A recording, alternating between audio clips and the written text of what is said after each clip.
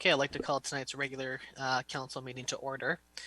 Just before we begin this evening, Councillor Reid Skelton-Morven is attending a candlelight vigil tonight for the 215 Indigenous children remains that have been found at the old Kamloops residential school site. And so he's there on behalf of council this evening. So he won't be here this evening. And also the city has put its flag at half-mast in honor of those remains that were found and the children that's voices were never heard. And we'll be putting the flag at half-mast for 215 hours in respect for that. And if at the end of the council meeting tonight, any other councillors want to share a few words, you feel free to do that. But I just want to make everyone aware of why Councillor Reid Skelton-Morven isn't here this evening. Okay, so I'll call tonight's council meeting to order. The recommendation is the regular meeting be suspended and the committee of the whole meeting be convened. Moved by Councillor Moreau, second by Councillor Niche. Anybody opposed? Motion's carried. Okay, I call tonight's committee of the whole meeting to order. Recommendation that the agenda for the committee of the whole meeting of May 31st, 2021 be adopted as circulated. Moved by Councillor Adey, seconded by Councillor Cunningham. Anybody opposed? Motion's carried. Okay, tonight we have a presentation or delegation from Craig Rimmer from the North Coast Mountain Bike Association. Welcome, Craig.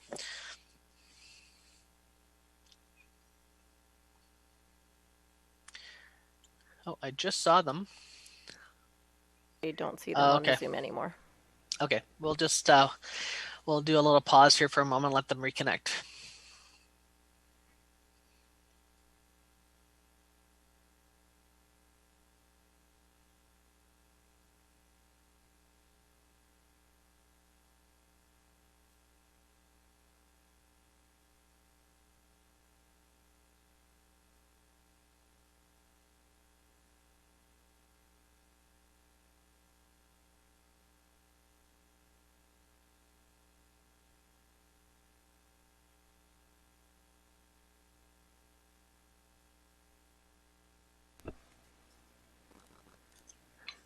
All right, I see them back now.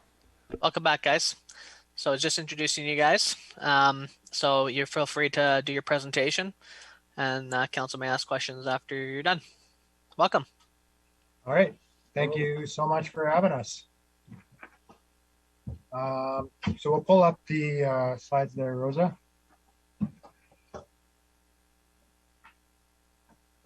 We'll introduce ourselves here anyways. Charles Tree. I'm the Vice President of the North Coast Mountain Bike Association here in Prince Rupert. Craig Rimmer. I'm just a director at large with the group. Yeah. Screen sharing. There we go. So this is who we are. One of the main things that we're getting into is to advocate for responsible cycling and access in the North Coast. To encourage participation in recreational cycling by people of all ages and abilities. Our main goal is to construct and maintain a mountain bike trail network in this area in Prince Rupert on Cane Island.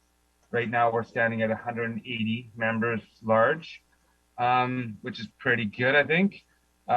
We are an incorporated society. We started up in 2019 and we've been working the last couple of years just to get ourselves to a position where we're professional enough to attack the goal at large. Next slide. So trail development, we're just gonna do a quick little cap on this one. We have been partnered in with Recreational Sites and Trails BC to engage with local First Nations and all groups that have shared interest in what we're trying to accomplish. We have actually submitted requests to develop trails near the old cell tower, otherwise known as Red Light District, to a lot of mountain bikers of the last 20 years, trying to make little trails here and there.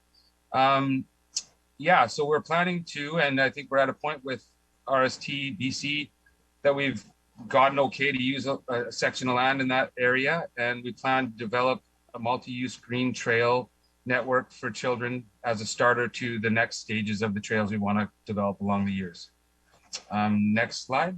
We'll go to Craig on this one, and he'll explain kind of what we're here to discuss. And so along the line of planning for trail development, we've definitely acknowledged that it's a giant task. It's going to require lots of fundraising and lots of time. We're trying to do it the right way. Chucky touched on that.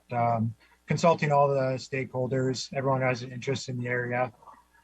So we kind of came up with another project to get ourselves established as a group. We thought it would be neat to get an asphalt pump track built in town, something that we feel fills a need for the city of Prince Rupert. So I'm sure lots of you have tons of questions about what an asphalt pump track is. So we're here today to kind of explain that. It's a safe, multi-use recreational space for all ages and skill levels. By that, I mean bikes, scooters, skateboards, anything with wheels, rollerblades even. You can get pretty creative on what you use to ride on these parks. So lots of user groups, super inclusive. Riders of the tracks are able to gradually increase their skill level and confidence riding the different features and riding all the same features. So by that, I mean an experienced level rider is enjoying the exact same run as a 2, 3, 4-year-old toddler on a strider bike or a skateboarder or whatever have you. The main concept is you're using balance, momentum, and a pumping action of your arms and legs to navigate through a series of rollers and berms. So this first picture kind of gives you a good idea of what a park might look like. What we're going to do is roll through a couple slides here with some different examples of tracks around BC and a couple in Alberta as well. So we'll go to the next slide. This is just a 3D rendering of what a park might look like. It's a pretty standard track. It's not just a continuous loop. There's intersections. There's lots of different features. I included this because you can kind of clearly see the defined rollers and the berms, and it gives you a good idea in just a 3D form. So we'll go to the next slide. This one's in Alberta. Super simple track, sort of similar to the size of what we're hoping to build in Prince Rupert.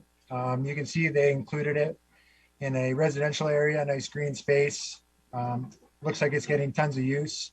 I don't know if this is an event or just a Sunday, but lots of kids riding it, lots of kids having fun. We'll go to the next slide. This one's in Calgary. It's a little bit more involved. You can see it's a nice open space. They're really nice, visibly appealing structures, and they're super cool. This one looks like it's not quite finished. You might have some greenery or some sod in between the dirt areas there. So we'll move on to the next slide. The top one is Campbell River. Very basic track, very small. I think what they did is they added it next to their existing skate park, which I think is a fantastic option and a good addition to any skate park. The one below is in Nanaimo.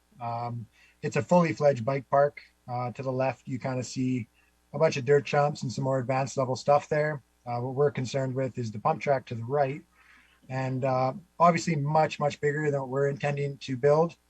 But you can kind of see where you can take these types of parks. And specifically, I'd like to note the two separate tracks. The top there's kind of a kids beginner level track. And I think that's a great idea to kind of separate the different levels of riders and to create a little bit of space and less chaos on a track. So we'll get to the next slide. This one just opened up last week. It's called Geordie Lund Memorial Bike Park.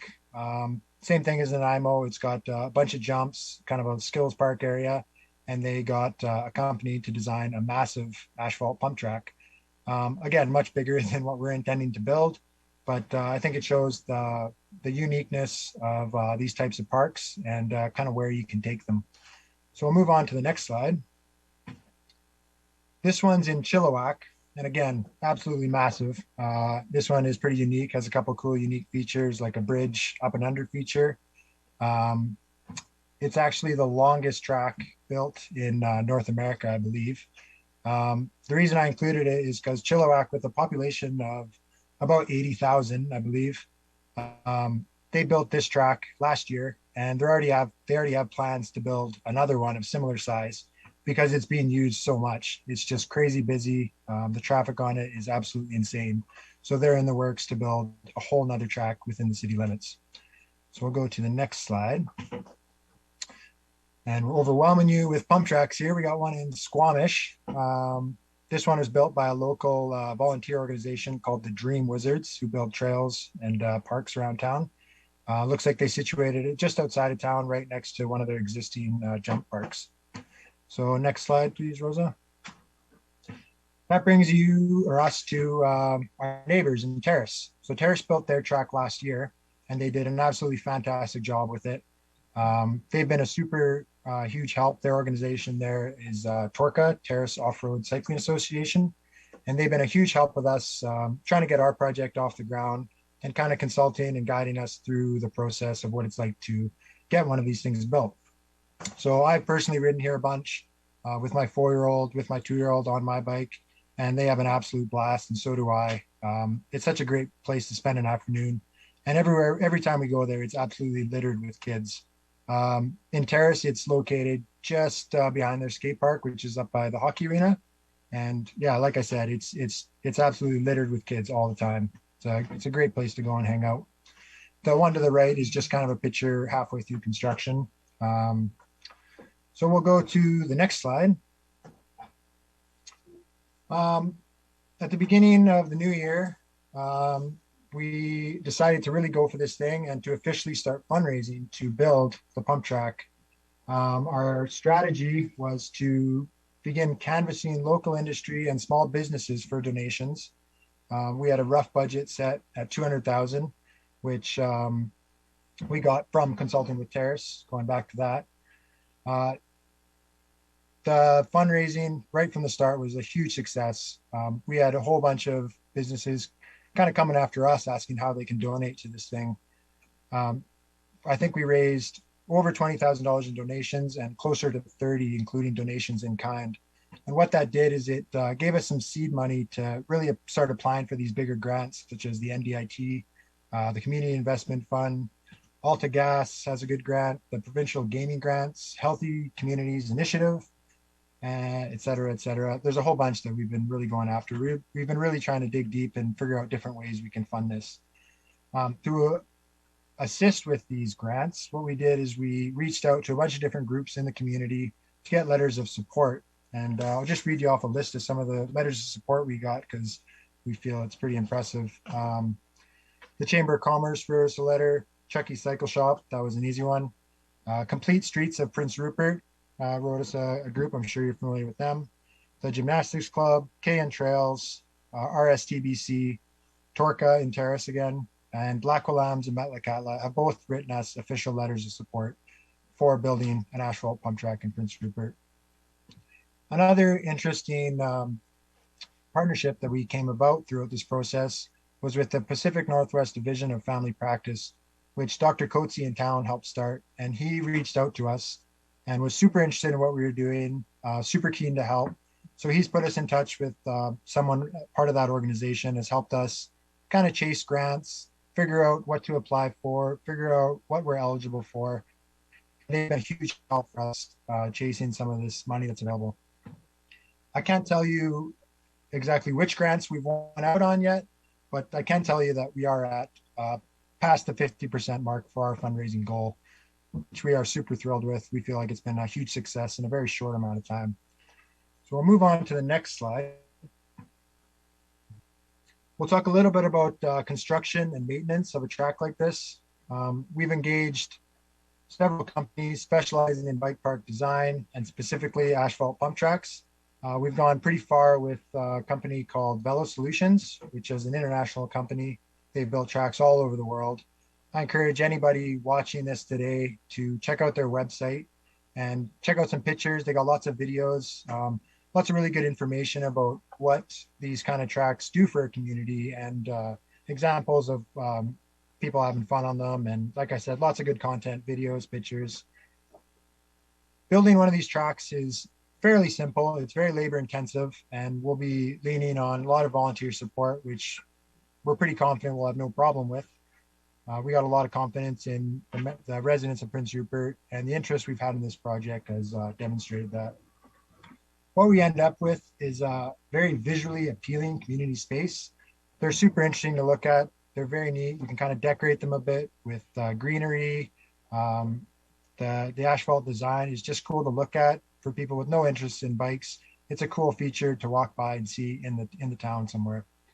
Once it's built, very limited maintenance. The asphalt design lends itself to that. Obviously, for Prince Rupert, that's perfect. Rain or shine, we'll be able to enjoy this park. And again, I'll touch on the benefit that we have of consulting Torca throughout this planning and construction process.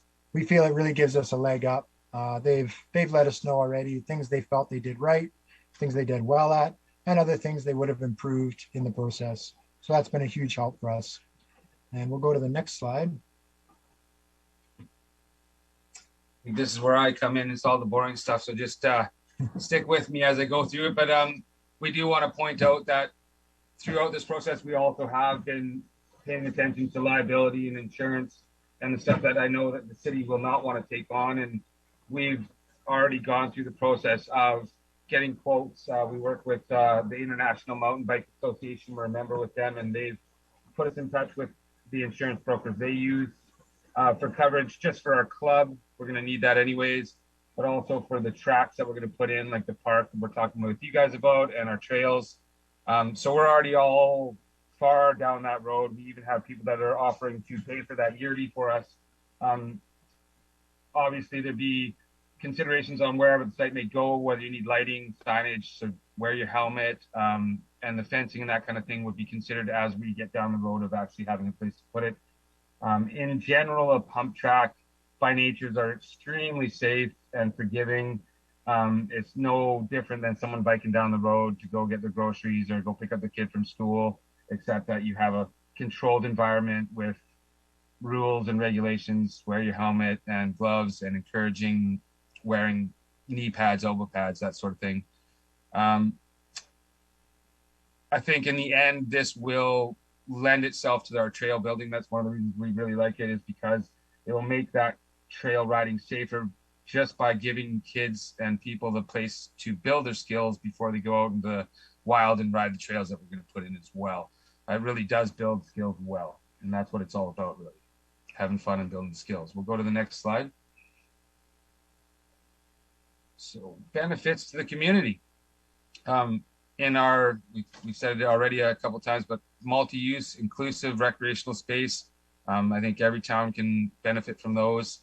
It promotes the healthy outdoor activity, rain or shine. On a pump track like this with asphalt, you can ride it any day, whether it's wet, dry. It enhances the outdoor recreational culture. Huge potential in hosting community events.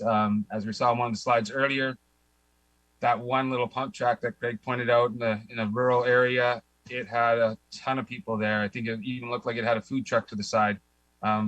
You're bringing people in from out of town. Right now, there's people coming from Rupert going to Terrace to ride the tracks, just like Craig had mentioned. And with that, it brings people in and money in, and yeah, puts us on the map. Visually appealing, we've kind of went over that. No matter where we put this, it won't be an eyesore. It's going to look really nice. You can finish it off with greenery. You can have benches, all that sort of thing around it. Make it a place to be rather than just a place. Can be used year-round. Rupert has the benefit of being a mild climate, and we don't get a whole lot of snow, so people can come here all year round and ride on this. We've also kind of discussed the idea that with this current skate park getting older and already having some issues with accessibility and function, we think that putting this in and then maybe giving that a bit of space to maybe reconstruct over the years, that's just an idea we've talked about. We'd love to be a part of that as well. We'll move on to the next slide. Another one, long ones. I'm just going to read these ones out for you. Long-term sustainability. Pump track, in our mind, it really aligns with the city's new official community plan, which encourages the development of parks and open spaces, just developing our town in any way that's positive.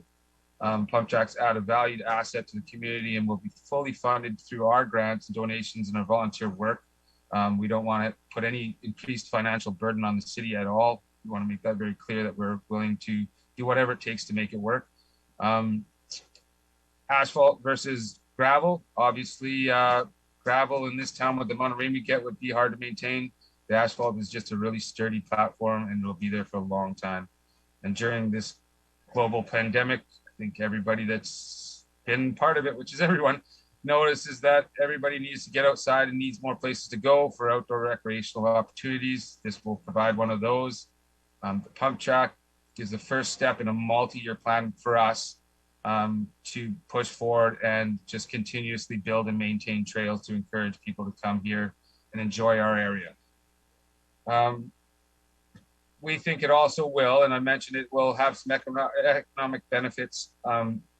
Everybody that comes to town and spends a day here is going to spend some money, which will also help all our small businesses in town grow and thrive and move forward. We'll run to the next slide. Site selection, we're very, very open on this one. We would like central in town, easy to access for residents and people, visitors coming from out of town. Size-wise, 2,000 to 3,000 meters, square meters, cubic. Footprint is kind of what we would need to build the track that we're envisioning. And it would be nice to look for a place where we could have future expansion for jumps, a different skills park to go into it, maybe have that small little track that Peg was talking about for smaller children to learn on. Parking would be very good. We're willing to try and figure that out and build parking if we have to. Ideal location would be closer to existing trails, networks, that sort of thing. Also rec center, obviously bathrooms, other programs that are going on. The closer we are to that, the better, but then again, we'll make that work. Sites must be safe and inclusive to create an outdoor recreational hub for the community. I think you kind of get the point on this one. So we want to let you know what we've been doing is we've engaged with city staff. We're looking to identify suitable locations where we might be able to put these, what's viable, what's not. And they've been great. They've helped us get to this point. So we're super thrilled with that. And I think on that note, we'll go to the next slide and we'll give our conclusion. I think our purpose of presenting to you today is to just provide information on our club, what we've been up to, some of the things we have planned. We want to be super open about. We encourage anybody with any questions that's watching this to go on our website. Our contact information is all there, all of our directors. The website is www.ncmba. Would have been very helpful for me to include it in this PowerPoint, I guess. We also have social media platforms that you can contact us on Facebook and on Instagram. And more specifically, our goal is to obtain a letter of support to supplement our grant application to the NDIT, stating that City Council supports our plan and thinks it's a good idea to build an asphalt pump track in Prince Rupert. So on that note, we'd just like to say thank you for taking the time to let us present to you, and any questions, go ahead and shoot. Great, thank you so much. I'll open up to council. Any questions from council? Councilor Morrow, then Councilor Cunningham. Looks like everybody's got questions. So we'll start with Councilor Morrow first. Thanks, Mr. Mayor. And thanks so much for your time tonight, guys, and your presentation. I'm actually going to recommend your presentation to anyone who's coming to Committee of the Whole, and it's because it was one of the most clear and concise. You had a specific ask for us, and every question that I was writing down as you were speaking, you answered eventually when you got to the end. So very, very good presentation. I can't commend you enough for that. I'm left with just, I guess, a couple of questions on how the next steps in your guys' planning here. As you'd mentioned, about 2,500 square meters is kind of your ideal footprint for Prince Rupert, and you did a really good job explaining kind of the desired attributes of that site. Is that 2,500 square meters what you've built your $200,000 budget around, and is that the footprint that you're trying to identify locations with? So definitely there is kind of like a per meter standard for building these tracks that we've been given by some of these companies. Terrace, again, was a big help in that. It's going to depend on the site, Blair. If a site is kind of prepped and ready to go and has a solid base, obviously it's going to be easier to just start building a track. So that's another thing that we're kind of looking for. If there's a site that we have to excavate a bit, pull some material out of, maybe cut some trees down, obviously the costs go up and our finished product gets smaller. So that is something that we've talked a lot about, and we've considered with some of the sites that we've looked at. And I believe that a lot of that kind of extra cost too is one of those things we'll be leaning on the donations in kind from local contractors that have showed a lot of enthusiasm about lending out machines and time and stuff like that, so that the actual cost for the pump track itself, once the ground is laid, will be around about that area for that size. Yeah, for sure. Understood. No, I appreciate that. I really like your guys' approach. You're keeping it very flexible to try to suit the topography of whatever that final location is going to be. So I think you're doing a great job, and I'm excited to see where it goes. The only other question I had for you was, obviously your mandate as an organization is I think complementary and consistent with what KN Trails has been trying to do, but obviously with a focus on bikes. I'm wondering, are your guys' your physical plans, both within this pump track, but any of your future plans, have you guys been working with KN Trails at all to see if your kind of long-term plans for physical locations and general networks are consistent and complementary? Yeah, certainly. We've been on board with them right from the get-go. We support all the projects that they've been talking about, and we have been in meetings with them quite often. One of the things about the cell tower, I think I'm going to call it, I'm going to change it from the red light district, but one of the things about that for a smaller area for the green trails was that it attaches to an idea of a trail that they would like to go right by there, so that it would be accessible. Even though we want to have a parking lot in that area, a teenage kid could ride on that trail off highway out to our trail system. So yeah, we're definitely on the same page as them and working with them even as they progress along. We're going to start looking at areas that will attach to what they're looking at as well. Yeah. Yeah, to summarize that, the cell tower area that we're looking at will stand alone, we're hoping, as a little trail network. But there's a bigger picture attached with the proposed Cloudberry Trail, where we're hoping to kind of sync up with that one. And it's right in the same area. And that's one of the things that our STBC really pushed for us, and they thought went hand in hand. That's excellent. I'm so glad to hear it. You couldn't have given a better answer to that question. So just keep up the great work, guys. And yeah, I'm looking forward to seeing where this goes next. Cool. Thank you, Blair. Councillor Cunningham.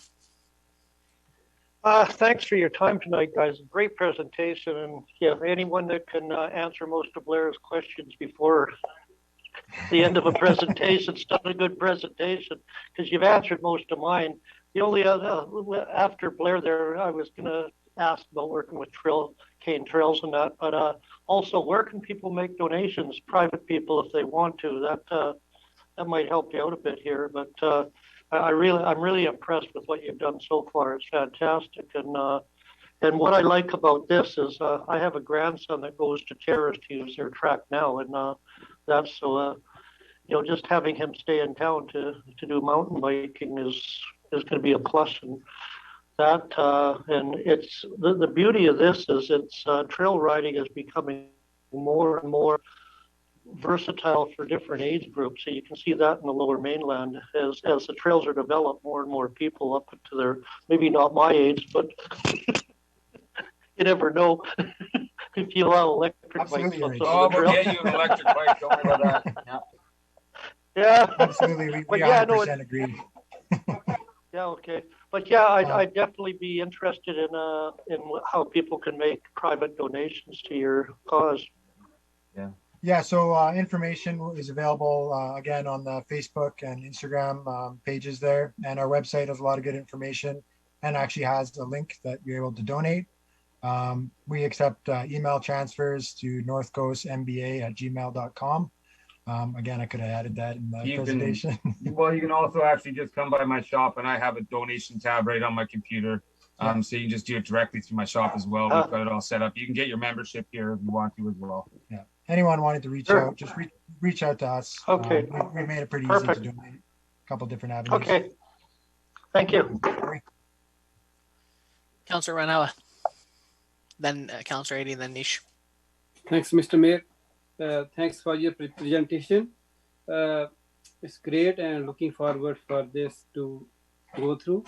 Only my question is, do you have any location in mind yet or still looking for? Definitely still looking. We have a lot of locations that we like and we're interested in, but like I mentioned, we're trying to engage with city staff, and they've been very open to doing that. And so we've given them a list and we're going to hope to work through that list and see what's viable and what's not. Thank you. No problem. Go ahead, Councillor Eddie. Okay, I won't repeat what others have said. I think it's a fantastic initiative. And I share the enthusiasm for the presentation. And I know, I've spent a lifetime working with kids, and I know how important it is that we continue to look for ways for them to enjoy healthy, particularly outdoor entertainment. So I'm a big fan of this initiative, and I'm hoping it goes as well as you would like it to go. Thank you. Thanks, Nick. Councillor Nish. Well, ex-bike mechanic for 10 years. Spent a lot of time pedaling bikes around. Spent some time to try build trails, which is a tough thing around here. We all know with the rainforest, it's a little easier in Terrace. So I commend anybody that's willing to put in the effort to try and build trails around here, because building anything in this town is hard because of the terrain. Thank you for that. And years ago, I don't know if you guys both remember, but we used to have a BMX track up on McKay Street, and it's basically a pump track but gravel, I guess you could say, and it was always a popular place to be. I mean, years ago they used to have organized races, and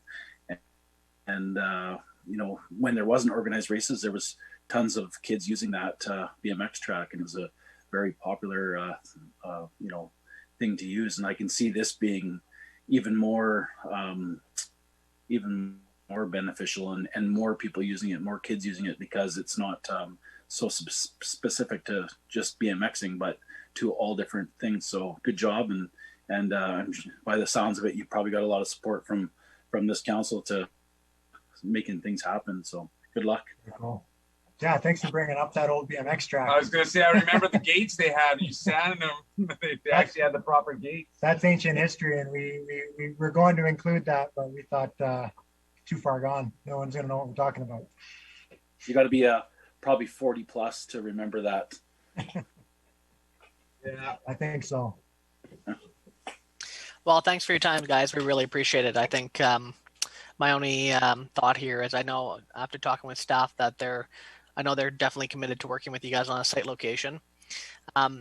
I guess what I would say is that I think we need to kind of figure out that location as soon as possible. If it is going to end up being a city site in the end, I'm sure you probably have other private sites that you're looking at as well. But obviously, it's easier when you're dealing with us, and that's something that I think we want to make happen. But the reason why I say that is because when it comes to fundraising, in particular with organizations like NDIT or the Ports Community Investment Fund, they require partnerships, and they want to know if you actually have those things figured out before they offer funds to you. So they're going to want to know that, yeah, you indeed have a site, and here is the site with the city, and then we will give you funds. So we can definitely do our letter of support tonight with NDIT, and I know that we can actually reach out to NDIT personally and let them know that I'm foreseeing that council is going to approve that item on the regular agenda based on the conversation. But we can actually reach out to them and let them know that we're actually working with you guys on a site in case that becomes an issue for them in terms of funding. So I've done this enough now to know that they're going to want some security on that. So let's work together and see if something can come to fruition here. Either way, I think it's we all know this town needs, we are in desperate need of revival and new recreation and new access, and the town's going in so many directions in good place. And I really want to commend you guys for you and the board for taking this on. And this is the type of on the ground organizing that I think we need in this community, and I think it's going to be a massive success, and I hope that we get to contribute to making it that way for you guys. So appreciate your time today. We'll let you guys have the rest of your evening back, and we look forward to continually collaborating with you, and I know our staff are ready to probably give you a ring tomorrow to continue the discussion. Okay, awesome. Thank you guys so much. Awesome. Really enjoy the rest of your night. Take care, you guys. Okay, I would entertain a motion to adjourn and to reconvene the regular council meeting. Moved by Councillor Renhouse, second by Councillor Nish. Anybody opposed? Motion's carried.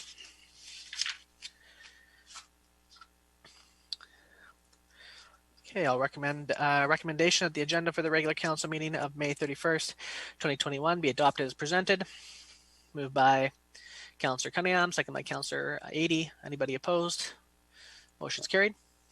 Item 3A, recommendation the minutes of the Committee of the Whole meeting of April 26, 2021 be adopted. Moved by Councillor Randhawa, second by Councillor Niche. Anybody opposed? Motion's carried. Item 3B, recommendation the minutes of the special council meeting of May 10th, 2021 be adopted. Moved by Councillor Cunningham, second by Councillor Niche. Anybody opposed? Motion's carried. Item 3C, recommendation the minutes of the regular council meeting of May 10th, 2021 be adopted. Moved by Councillor Adey, second by Councillor Niche. Anybody opposed? Motion's carried. And item 3D, recommendation the minutes of the special regular council meeting of May 12th, 2021 be adopted. Moved by Councillor Cunningham, second by Councillor Niche. Anybody opposed? Motion's carried. Okay, first we have a presentation from our Chief Financial Officer. Go ahead, Ms. Bauman. Thank you. Okay, so sharing my screen now. Thank you for the opportunity to further communicate information on due dates for property tax and changes this year with respect to the homeowner grant process. And if it would just advance, we'd be good. There we go. Property tax bills are in the mail and likely have been received by many of our property owners already. Included on these bills are the taxes owing to the city for services, as well as taxes owing to other taxing authorities that we must include on the tax bill and collect on their behalf. This year, you will no longer sign at the bottom of the property tax notice for your homeowner grant, given the province has made a change. And what I mean by that is the bottom section that usually would get perforated and left at City Hall will no longer be included in your property tax notice. We have changed the envelope this year to indicate upon receipt of your notice the change that has occurred, which is that municipalities can no longer accept the homeowner grant claims, again, which was the perforated section of your property tax notice in previous years. You must now apply for your homeowner grant online or by phone. We cannot accept your homeowner grant application at City Hall because the province has taken it over. The homeowner grant is available to eligible homeowners who pay property taxes, and it must be applied for every year by all those eligible. There is no change to program eligibility, details of which can be found on the reverse side of your property tax bill as well as online. Unclaimed homeowner grants are subject to the same penalty as late payment of taxes. Therefore, it is important for eligible homeowners to claim their grant right away. Our staff download claimed grants daily as provided by the province, so your property tax payment owing in our system is updated with the applied grant. Please apply for your grant well in advance of paying your taxes to ensure we receive notice of your claimed grant. The link of where to apply for the grant is noted on your property tax bill and is noted here. The phone number is also listed so you can speak with a live agent. You will need your property tax bill and your social insurance number, so please have them both on hand. Included with the property tax bill mailout is a page that starts with this heading. This tax information insert is utilized to provide additional, and in some cases duplicate, information to what is on your property tax bill. Not only do we encourage you to read your entire property tax bill front and back, but we also encourage you to read this tax information insert. We have included important information on it, such as the many ways you can pay your property taxes, the due dates, information on claiming your homeowner grant, and a message from our mayor. Increasingly, people are paying their property taxes through their financial institutions, either going into their bank or by paying through their bank online by adding Prince Rupert as a payee. We recognize the convenience of this option rather than coming to City Hall or mailing a check. Much like mailing a check, the city needs to receive a payment from your financial institution by the due date. We have included an infographic in our tax insert to communicate this fact. We recommend that if you are paying through your financial institution, either through online banking or within your branch, that you pay your property taxes by June 27th. This ensures that the transfer is complete and received by the city by the July 2nd due date. Similar to writing a check and dropping it in the mail, the banking world takes time to transfer funds. We do not get notification of your payment until it is transferred to us, even if it has already left your account. You can also pay your taxes using your credit card by using the Paytm Canada app. Be aware there is a convenience fee levied by Paytm for using the service. The city cannot accept credit cards as payment for property taxes without utilizing a third party. As with payments through a financial institution, credit card payments made through Paytm must be made up to 5 business days prior to the due date to ensure they are processed and received by the city in time. The city accepts payment in person at our drop slot on the Charles Hayes statue side of City Hall and by mail. Postmarks are not accepted as payment. Checks can be dropped off in our mail slot the day of July 2nd and are received up until 11:59 p.m. These payments made after business hours are verified as having been received by that time. Payments received at midnight, July 3rd onwards, will be levied a penalty as is required by provincial legislation. We make every effort to ensure a penalty is not levied to your account. Please make payment within the time frames recommended. If you have questions about making payment and/or the homeowner grant, please contact us. We will answer your questions and point you in the right direction. We're here to help. Finally, we can't state this enough. Please claim your homeowner grant right after this council meeting by logging onto the website. It only takes a couple minutes. Thank you. Thank you very much. Okay. Just got to get it back off of this now.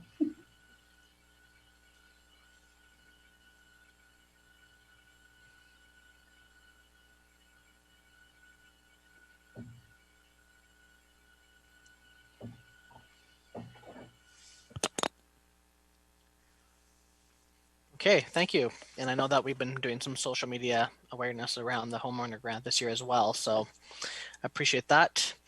Next up, we have a report from iPlan regarding the development variance permit at DVP 2107. Welcome back. Thank you, Mr. Mayor. This is an application for a property located at 201 7th Avenue East to build a detached 2-door garage.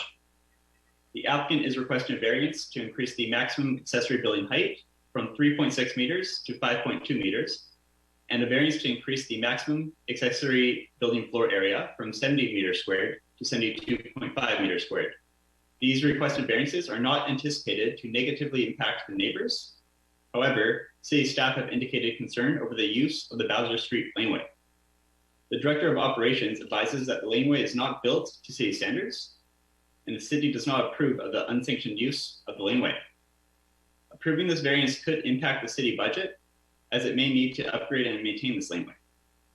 With this in mind, it is recommended that Council proceed with statutory public notification for DVP 2107, and that Council resolves to require the applicant to construct the lane to city standards pursuant to Section 506(8)(b) and Section 5072 of the Local Government Act. Okay, anybody want to move the recommendation? Moved by Councillor Niche, second by Councillor Renhawa. Discussion? Councillor Cunningham? If this application is willing to upgrade the lane as part of the variance and that, I think we should open that discussion to them first before we go ahead and turn it down. That's what my thought. I went and looked at it today, and that lane's been in use for quite a while, and it's like a lot of other lanes in town that are, being in use for years and years and years, and they're probably not up to standard or anything, but they're well being used. And so this is a situation where I think the garage would be a great improvement in the area and that, but there's a liability of the lane and that, but it's being used anyway, and it's also used as a pathway between 7th and 6th by quite a few people. So I use it myself personally quite a bit. So I think we should actually further look into whether the application wants to engage in upgrading the lane or not. Councillor Nish, then Councillor Eadie. I just have a question for Mr. Pucci, if possible. Are you listening, Richard? Yes, I'm here. I just am curious when you say to make the lane to city standards. I mean, from my perspective, I mean, you know, it's already being used. You know, it's not the reality is only about 2 houses could use that lane currently. And that's the way it's kind of been ever since I can remember. And, you know, I don't think by these people making a garage is going to change the use of the lane as far as the amount of people using it. So my question is, when you say upgrade to a city lane, to what extent are you speaking? Because I mean, if it's their job if they want to use it and it's their job to add more gravel to, you know, let's just say potholes, or are you taking it further than that? If you could just fill me in on that. Well, my concern is that if we approve access through this permit, then we've approved. So what's there right now is unpermitted. The access has not been considered or through an access agreement or anything. So I don't have a record of when that was built, and so it's being used. When we approve something like this, then we approve access to it. So there will be expectations around access availability. Does this mean that you know, year-round access? There's legitimate concerns around once you approve a permanent access like this that you have to do some maintenance. So right now there's large potholes. Part of it is being used as a pathway. So I think that it has to be to some sort of standard if we are approving this, that there's drainage and all of that being put in. I'm not suggesting that it needs to be paved, but it should be to a standard where it can be used without any damage. Okay, thanks. I mean, I'll just add to what I think. I mean, I remember that kind of half road / trail being there ever since I was a kid, and it's never changed, and it's always, those people have always used it, whether it's on file or not on file, or you know, that carport's been there since I can remember, and you know, there isn't really access to any other properties from there. You know, so I have a hard time, you know, trying to push a cost onto someone for something that's been used for, you know, at least 4 decades that I know of for that use. But I do feel that maybe if they are using it a little bit more, which it sounds like they're already using it for this purpose, yeah, maybe be responsible for filling in potholes and not be putting that on us. But you know, as far as turning it into a street, which I believe on paper it is actually a street. I would think that that's Bowser Street all the way through to Fifth Avenue. So, you know, it just like that neighborhood is all over that neighborhood. There is many streets on paper that are trails or half roads. And, you know, it's kind of been an accepted way for 100 years in that neighborhood already. So I don't think that it's going to change much if this goes ahead. So I would definitely say, you know, go forward with the statutory, you know, reaching out to everyone, and we'll see what the neighbors have to say about it also. Councillor Eadie. Yes, my question is around the liability. I'm just reading the analysis there. That unauthorized use of the road allowance not built to municipal standards for vehicle access will create liability issues and ongoing expenses. I'm just wondering if you could give me a little more information on the liability issues. Again, if we allow access like this, then we are responsible to continue that access through to a certain level of standard. Right now, there's no real care that's being taken in that. We don't have approved accesses in there, so we're not going in there maintaining it. We're not snow clearing. We're not filling potholes. We're not doing anything in there. But once you approve this sort of access, then there becomes some obligation to maintain that access. And so there is a long-term burden that comes around with maintenance on lanes, on different areas or roads. And our budget is extremely tight, and we just can't take on more infrastructure that without increased budget. I guess my concern is over the fact that it has been used for so long for this purpose. Now, would I be correct in assuming that this isn't the only location like that where people are using it as a kind of a quasi driveway? There may be other laneways. There are certainly other roads that people access that are in very rough shape. I'm not talking about the paved portion, but I'm thinking, for example, the Wantage Road as well. It seems to me the difficulty is that we have basically, by not doing anything about it to block it off, been allowing it for quite a long time. I think that's what's troubling me about this.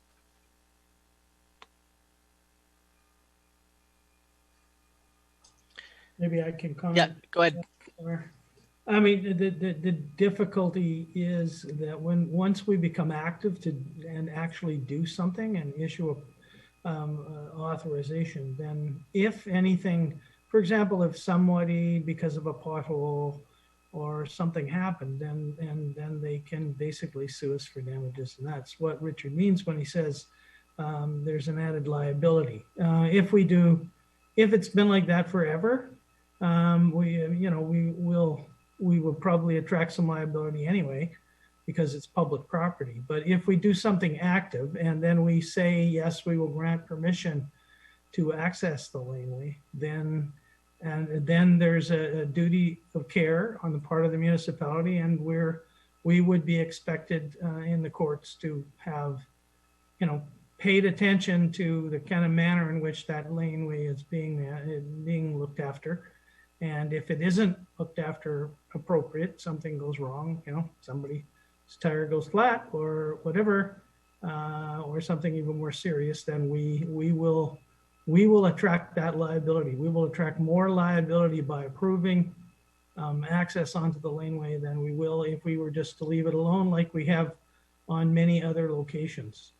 There are lots of locations in the 1907 plan where roadways, laneways, trails were never constructed, and therefore the courts are not going to likely make a big issue out of things that have been like Wade says.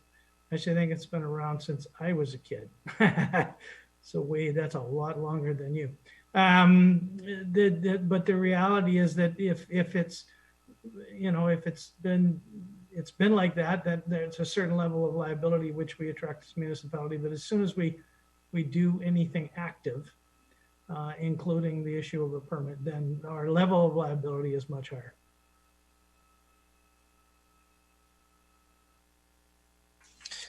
Councillor Cunningham.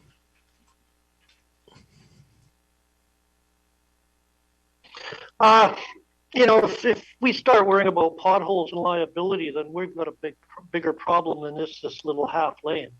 That said, we've got lots of these in town here, and like Prince Rupert Boulevard off Frederick there, it's the main street going into around 4 or 5 houses. It's in the same condition or worse condition, and this is their main road going into their house.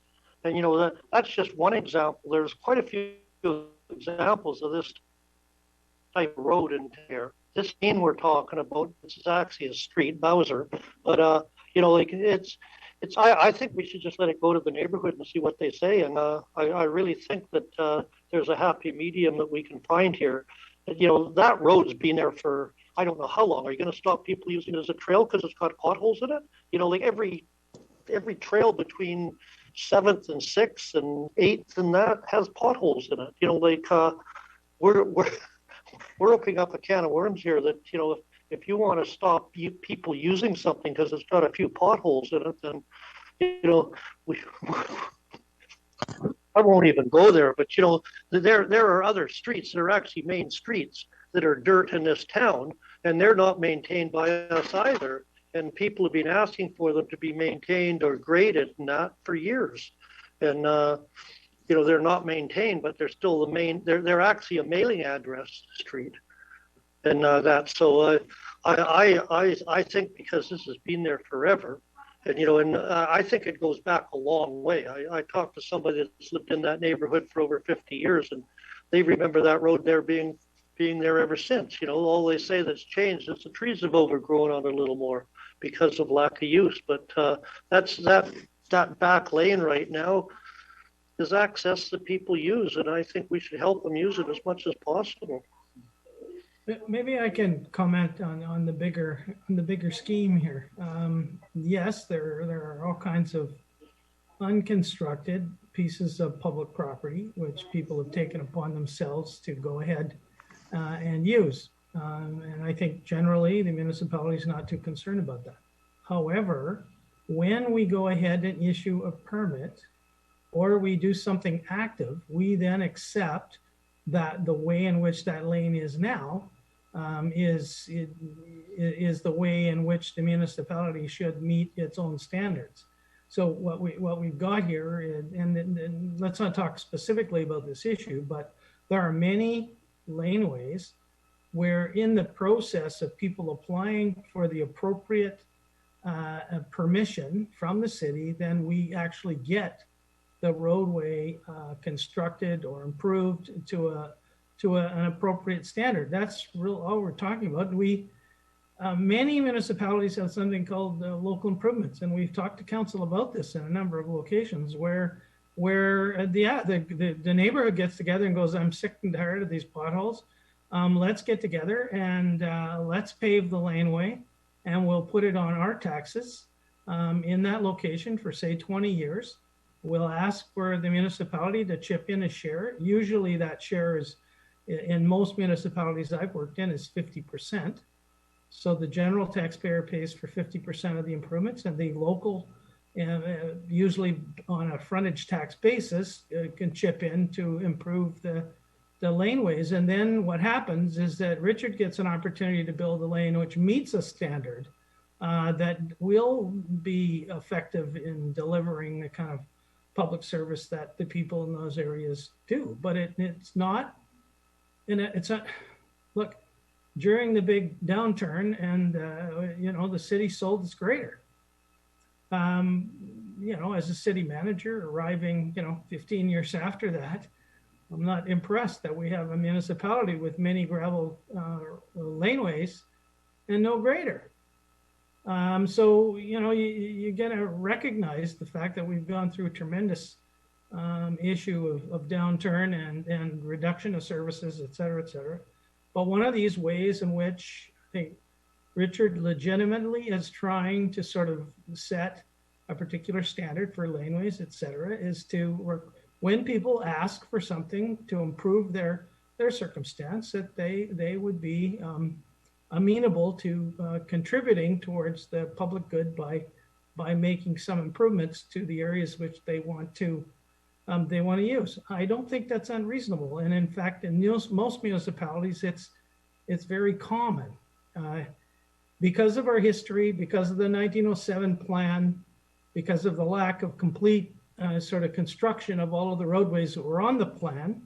We've got a real hodgepodge of what is constructed, what is a legal roadway, what is a trail, et cetera, et cetera. And I think we're just, all Richard is really doing here is saying, you know, would the person who is going to directly benefit from increasing the size of their garage be willing to contribute towards improving the laneway access.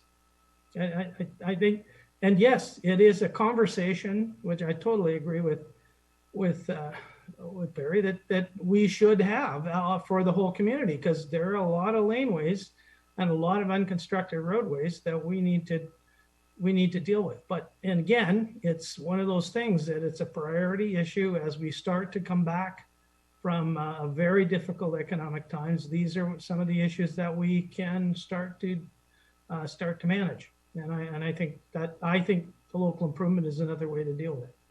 Anyway, I wasn't planning on making a speech, but thanks for giving me the opportunity. Councillor Morrow. I actually think Councillor Cunningham and the city manager are both actually trying to prevent a can of worms from being opened, if I can use that term, where if I hear Councillor Cunningham correctly, he wants to not open the can of worms of protecting the status quo of people who are, using public land in a relatively harmless, innocuous way. Whereas the city manager is essentially saying he wants to protect the status quo of the city, not assuming the liability of said improvements. So I'm actually interested in following up on what you said there, Mr. Manager, around the local improvement area, because there was a note in this application that it's not just the individual applicant in this case that uses that existing laneway. It's actually a few of the neighbors. So at my first reading, I did actually think that was the more appropriate avenue, but I'm wondering if you agree with me that it's appropriate, is it possible or feasible in the context that this has only come up through an individual applicant going through the variance process rather than a group of neighbors who want to maintain or enhance that benefit that they're all receiving? Because I don't think it's fair to ask the one applicant to pay for everything if there's a whole bunch of his neighbors getting benefit as well. Well, okay, another opportunity to talk about local improvements, which I think is a great idea. The concept of local improvement is to identify all those people that benefit from the improvement and ask them to pay, make a contribution usually on their taxes over usually a 20-year period, which really means, we can do an awful big improvement to a laneway, and, with a lot of money, and the contribution in your taxes would be quite low. So in other words, and if the city chips in, a percentage within our roads budget, then what you have is the general taxpayers contributing. Then you have all those beneficial property owners, which are adjacent to it. And then what happens, they vote, they get to vote as to whether they like this idea or not. There needs to be a majority demonstrated democratic process of the people that are benefiting that is identified. And that's usually the way in which local improvements get done. There's usually an advocate who has a personal interest, who will go door to door and have people sign up. And they all know how much they're going to have to contribute over the 20-year period. Usually for these kind of improvements, a very small charge. And then as long as they get the required democratic number, it also has to have 50% of the value of the property. So the 50% of the value, 50% of the people either sign a petition or, well, that's usually how it's done. And somebody advocates and goes from door to door. And then we have the authorization. We can actually borrow the money with that kind of authorization to go ahead and make the improvements and then pay them back over a long period of time. It's a well-used methodology for making improvements on laneways. And in fact, a number of other improvements can take place in subdivisions where the roads, the roads maybe are falling apart, and the city just doesn't have the budget to pay the full shot. And so what you do is we're all in this together with the neighborhood who would benefit, and then we at the city will contribute a percentage, and the local improvers or the local benefactors will contribute, and then we have the money and we have the financing to go ahead and do the project. Well, I think this is a good time to start that discussion, because I think council in this particular instance wants to see something like that probably be discussed with this proponent before they move forward, because I agree that I don't think it's up to them to pay for the entire laneway. I understand the situation. I mean, I've been here for 7 years and I've had many places that have lanes that want upgrades. I mean, we're going to be approving a paving budget tonight, which we only doubled like a year ago. And that's for the entire town. And we know that the roads budget for the entire town is well over $90 million. That does not include laneways. So anytime somebody wants to, improve their backyard, and now the city's going to be on the hook to have to pay for that entire lane, which traditionally we've just let it be how it is. And everybody has an understanding that, the town was built 100 years ago. So there's accesses, all kinds of weird accesses all over town. So maybe this is the time to start bringing the local improvement bylaw forward on a lot of different areas, because I've had a lot of different areas in the community that want to do stuff like that. And I think that's a way of accelerating the work rather than solely relying on the paving budget, because our paving schedule, we have, I think it's a 20-year schedule of priority areas that are going to need to be complete. The truth is it's a $90 million job. And by the time we get through those priorities, it won't be laneways. That will be the priorities. So for us to find the balance here, I think our city manager is probably suggesting the right approach. And I think we should use that with this particular circumstance. So I think, the resolution that we have on the floor here is not a bad resolution, but I think the caveat would be we should chat with them about what they think about going in that direction, and us partnering on that, and maybe making a success out of an example like that on this particular circumstance. Because I think we're going to run into this all over the place now that the community is starting to kind of move out, like you say, of this economic decline and new developments coming and people wanting to improve their homes. And this is probably going to wrap up at many different locations. And rather than us be on the hook to pay for laneways all over community, which we'd have to cut out of our roads budget, and we want to get those top priority thoroughfares done, this might be the way to go about it. So perhaps that conversation could be had with this proponent first, and we can see how the results of that come back to council next time. Councillor Renha. Thank you, Mr. Mayor. Yeah, thanks for explaining everything. My only question is in past, is anybody ever done this? They want access and they build by themselves. We have any example for that? Yeah, I don't think, well, probably in the fullness of time, we probably do have those examples, but I certainly don't know of any. I'd ask Richard to pipe up if he thinks of any, but I don't think that we've had any. But we've had a culture in Prince Rupert, and this goes back to the early days when I was even younger than Wade. When the city budget was the roads budget in particular was established, and this is back in the Lester days, was established, and there was a list of whether the roads would be improved over the next 10 years.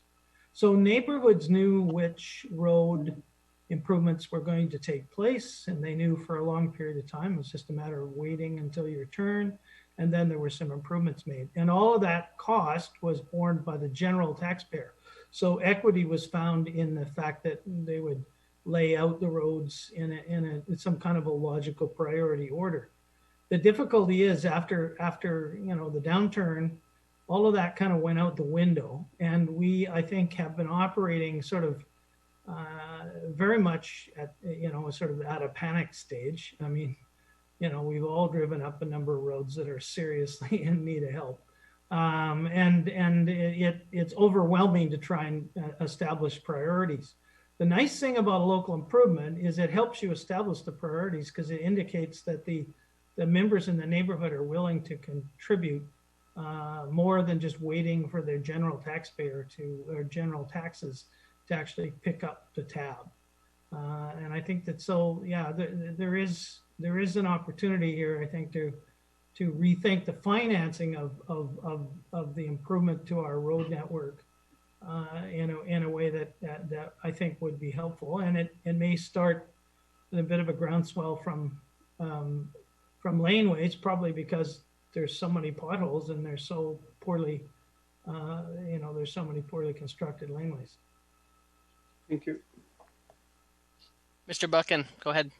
Thank you, Mr. Mayor. If council wishes to consider the local improvement area approach, and I think that there's, the reasons for pursuing that have been well articulated, it may also wish to consider deferring further consideration on this application until after that has been explored for this neighborhood.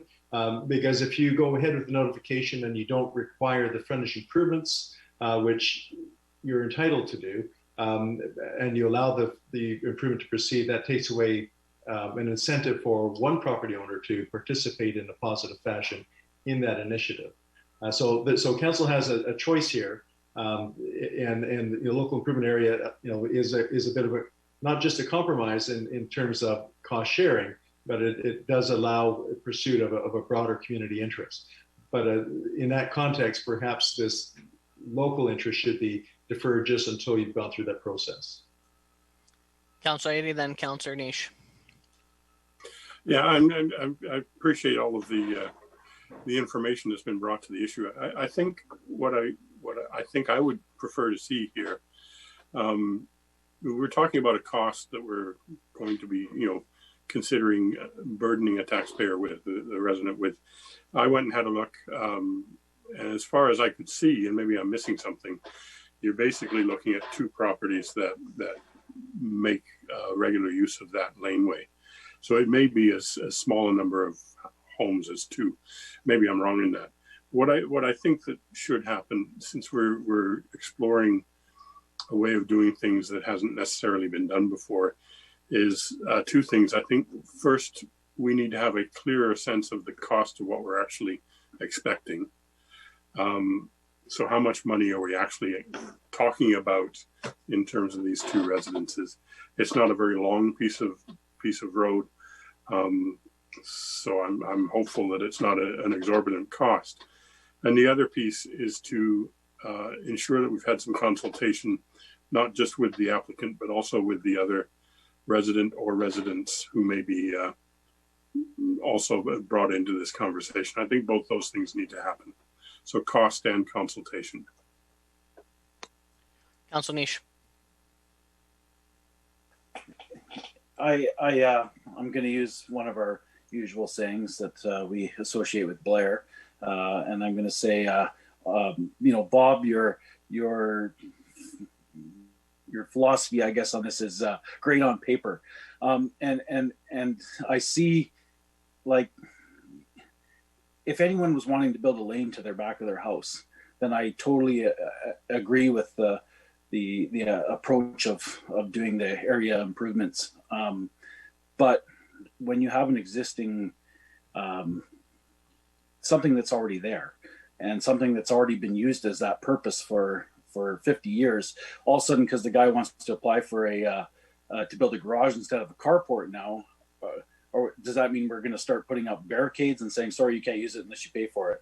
And so I fear that there's going to be a huge cost of making this laneway something that he or she, I don't even know, is something they're happy with as it's been for years. They're happy with a gravel access to their backyard, which they've used for decades, or the homeowners have used for decades. And so, we're going to run into this all over the place. If somebody wants to build something that's already on an existing lane or road, because technically this is a road, it's not a lane. I don't want to burden them with huge costs of saying, well, all of a sudden you have to make this to city standards, and you got to have drainage, ditching, culverts, and all these things that would add astronomical cost to someone that has been using something for decades already. So, I see in a scenario like this, something that's there already and being used for that purpose, maintain it to the purpose or to the, the use that it's already been used as, and put some gravel in the holes. But to expect them to now all of a sudden, because they want to build a garage instead of a carport, to burden them with the cost of all of a sudden we're going in there and making sure there's culverts and drains and you know, I fear that the city standard is going to be too high to make it to make sense, and I don't want to seem that we're a municipality that says, whoa, you've been using that for 60 years. Sorry, you can't use it anymore because it has to be this way.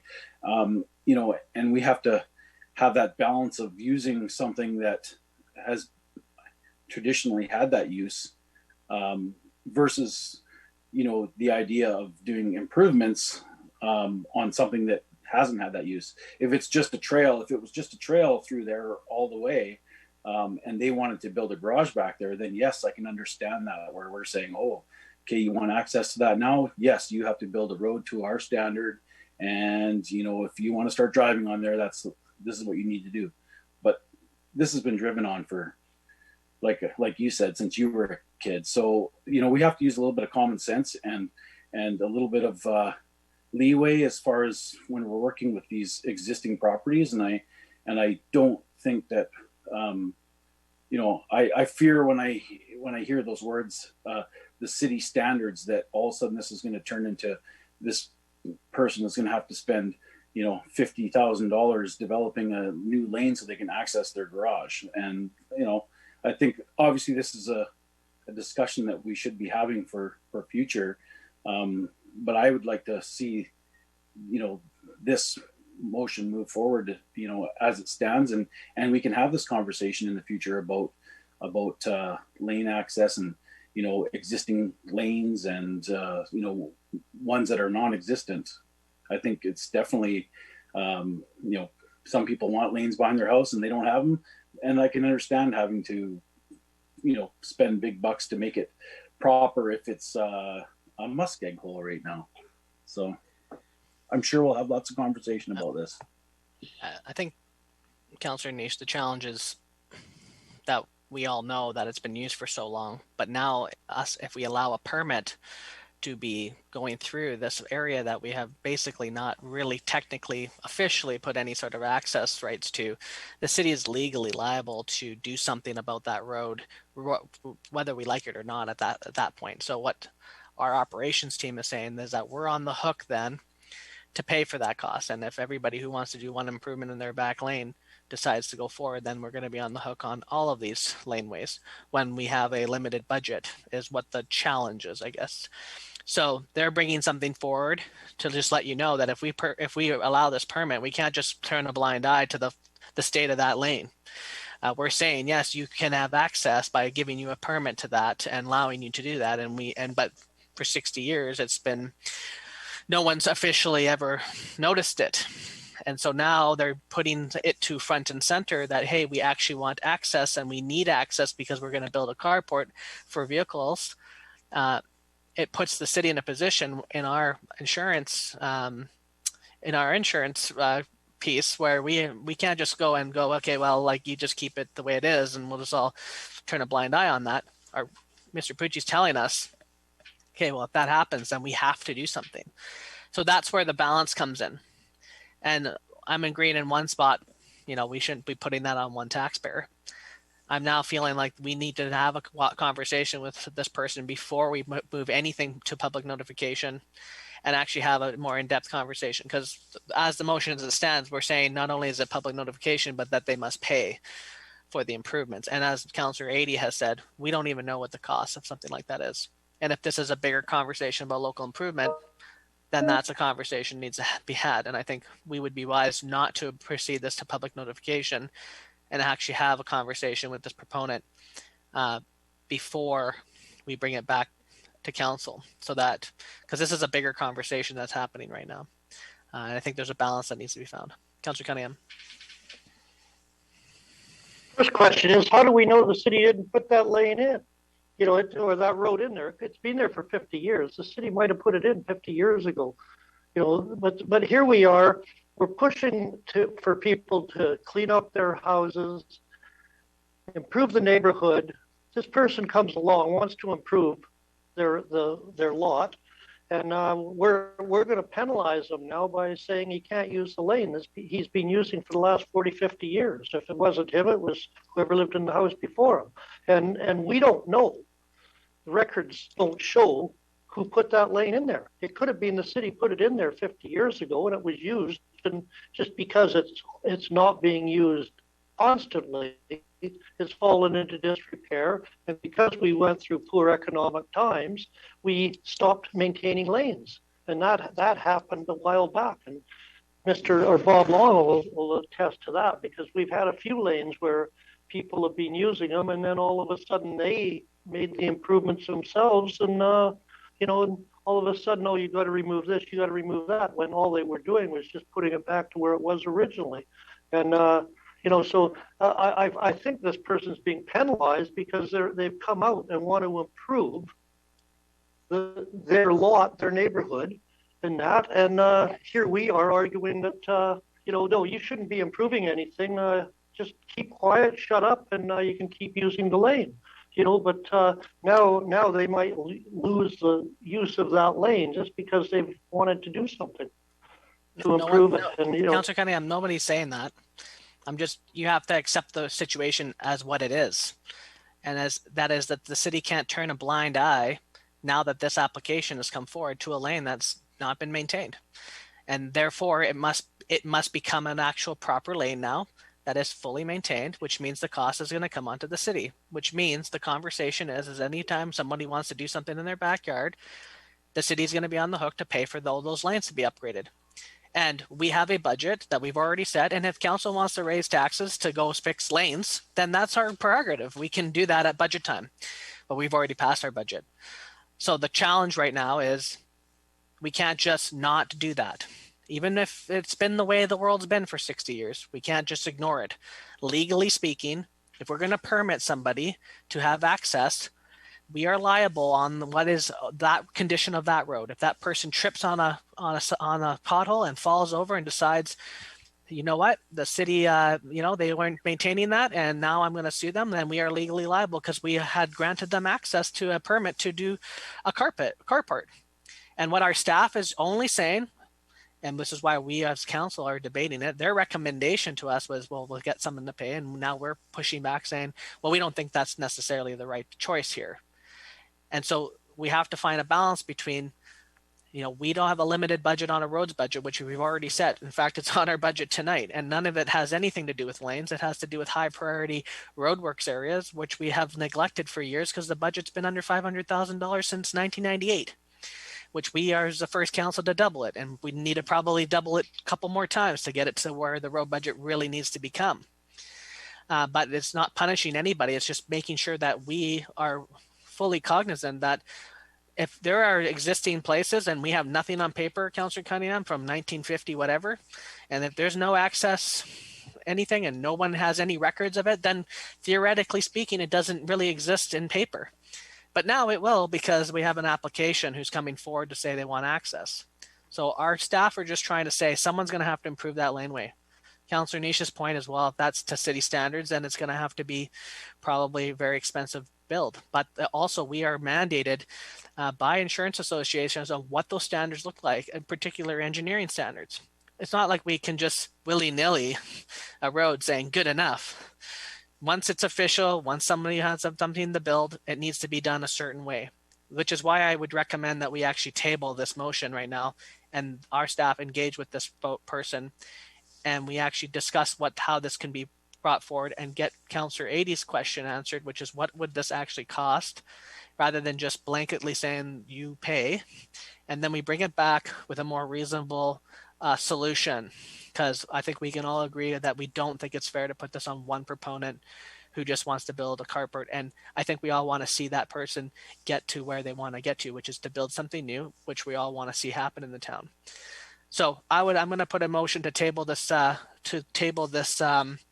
item until those questions are answered, and that to be brought to a future council meeting. So move, seconded by Councillor Ady. Any discussion on that? Is there anybody? Oh, go ahead, Councillor Morrow.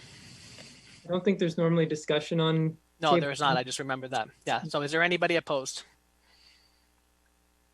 Okay, motion's carried. So we're just going to table that for now. Staff, you've heard the debate.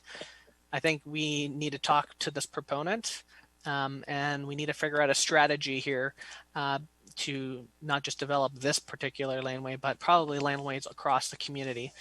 And this is something that's triggered a great conversation, and I think we need to just make sure we put the brakes on it before we move in a direction that's, I believe, unfair, as Councillor Cunningham and Councillor Niche are particularly pointing out, and same with Councillor Adey. So let's figure out how much this improvement and what types of improvements truly need to happen there, what those costs would be, and what, if anything, what a partnership would look like to get something done so this individual can get what they need created in this community, which I think is what we're desiring to see.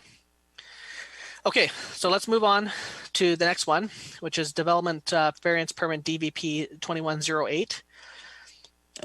Go ahead. Thank you, Mr. Mayor. This is an application for a property located at 1177 11th Avenue East for a proposed exterior staircase to a building located 3.05 meters from the front property line.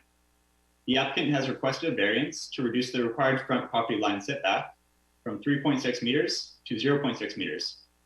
There are no anticipated impacts from approving this variance. However, the neighbors will have the opportunity to provide feedback.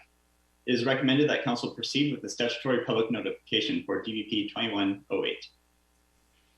Thank you. So the recommendation is that council proceed to statutory public notification for DVP 2108, moved by Councillor Cunningham, second by Councillor Niche. Discussion? This isn't on the laneway, is it? Too soon, too soon. Okay, anybody opposed? Motion's carried. Okay, next up, thank you very much, iPlan. Next up, we have our Director of Operations regarding the 2021 Capital Paving Program Award. Thank you, Mr. Mayor. The recommendation tonight is that council approve my recommendation and award the 2021 Capital Paving Program to Adventure Paving. So the city annually completes paving under the Capital Paving Program. The paving undertaken with this program only covers trouble spots throughout the community. It is not a blanket paving program. It's more of a skip patching program. The operations department posted a tender for the 2021 capital paving program on BC Bid, and we only received one compliant bid from Adventure Paving at $863,682.44 plus GST. City Council has already approved the capital expenditure for the 2021 capital paving program, and this award falls within that approved budget. So in conclusion, we are looking for recommendation and a resolution to award the capital paving program to Adventure Paving. Thank you. Thank you. So the recommendation that Mayor and Council approve the recommendation of the Director of Operations award the 2021 Capital Paving Program to Adventure Paving. Moved by Councillor Cunningham, second by Councillor Moreau. Discussion? Councillor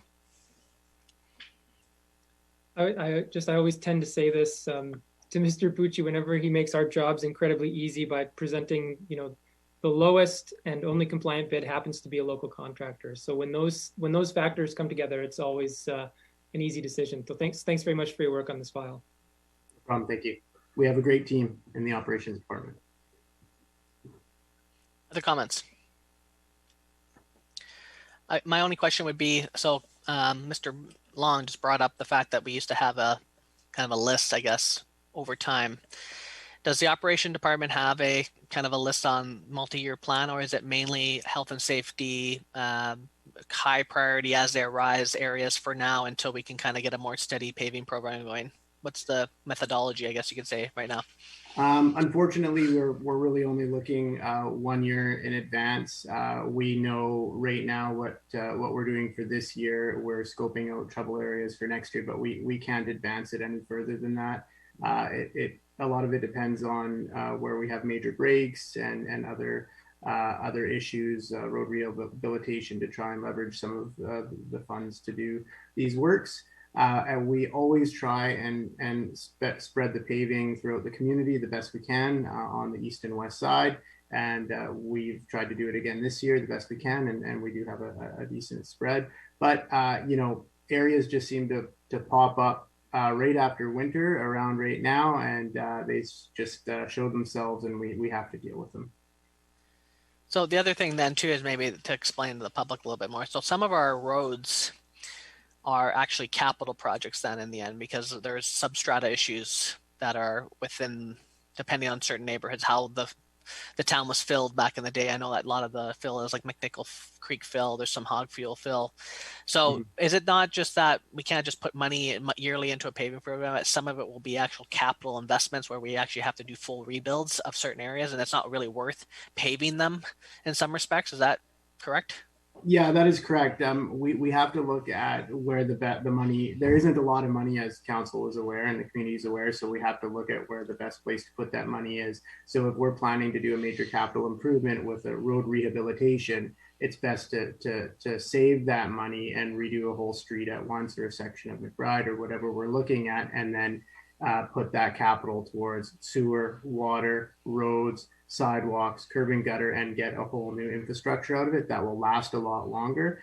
No one likes to see fresh asphalt getting cut up because we have a water leak directly underneath it. That's not what we want to do. That's not what we intend to do. But unfortunately, sometimes it does happen with the state of our current infrastructure. Right. So part of our asset management plan now is saving more long term, and then when the funds are raised, we do a capital injection to a certain area, do the full rebuild, do a proper foundation on that, and then actually get that improvement done. Because I know some people complain like this area will never be done, but I know there are certain neighborhoods in particular in Prince Rupert that are just would not be worth the time or money to actually just pave them. They would just need to be ripped up apart and fully rebuilt. So that's kind of why we're doing it that way now. Is that correct? That is correct. We have a couple areas of town that we're planning to do major capital improvements through road rehabilitation over several years, and those areas wouldn't be a good idea to invest in a little bit of asphalt right now. It's better to wait and raise the funds to do a major capital improvement. Right. Correct. Thank you. Councillor Cunningham. My question was pretty well answered by both you and Richard Gucci about repaving, just resurfacing versus some of the other roads that need major work done in that. So it was answered. The only other question I might have is the warranty work on the work that was done last year. So there was some trouble areas that we noticed from last year, and we have talked with the contractor. They are still in the area working, not in our community, but a community close by. We've discussed these areas, and they are coming forward with some warranty work for us. It was a very, very challenging paving year last year, as everyone knows, with the weather. But the company is completing some warranty work for us on some areas that have degraded a little bit more quickly than we anticipated. Okay, any further questions? Okay, thank you. No problem. Okay, hearing none. Is there anyone opposed? Motion's carried. Next, another report from our Director of Operations regarding the landfill liner and HDPE piping material award. Thank you, Mr. Mayor. So that the recommendation is to accept my recommendation and approve the director to source and purchase the liner and the HDPE material. This HDPE piping is for the under the liner drainage system for the new landfill expansion project. So, the operations department recognizes that the ongoing pandemic-related disruptions in the supply chain is really now focused on a lot of these long lead items. So we are looking at sourcing this material actually out of Dubai. The material, the cost of the material fluctuates daily. Basically we are having challenges having the suppliers hold the prices that will allow us 2 weeks to come forward and get council approval. The value of this for these products is going to be around $2 million. But this is all included within the capital project for the landfill expansion. So what the request is that council allow us to move forward, purchase these long lead items, get them on the ship over here, so that we can have them installed in time for opening the landfill cell. And then what I will do is report on the total cost of these items at a later date once we've secured them and having them shipped over. Great, thank you. So the recommendation that Mayor and Council approve the recommendation of the Director of Operations and allow the Director to source and purchase liner and HDPE piping material for the landfill expansion project. Moved by Councillor Cunningham, second by Councillor Moreau. Discussion? Councillor Moreau. Thanks, Mr. Mayor. I apologize if this is a stupid procedural question. I'm just wondering if we've already approved the expenditure under the this current year's capital budget, and it falls within the budget. Why do you need a motion from council? Is it just because of the amount of the expense being so much earlier in the year?